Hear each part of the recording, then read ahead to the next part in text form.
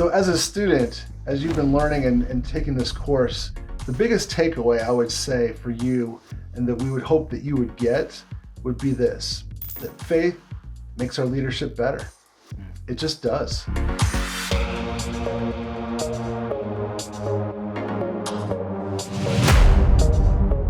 You guys, there is a huge need in our world right now for better leadership. You know, we could sit and talk for hours about the poor leadership that we've experienced, painful things that have happened, leadership mistakes that have been made. We know that leadership can be done better.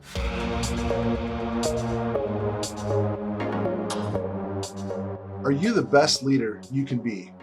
Can you improve your leadership? And who would benefit if you became an even better leader than you already are? When you've got faith at the center, your leadership is more powerful, more effective, and can be used in some amazing ways. You know, we want to help transform your leadership with practical principles on leading well.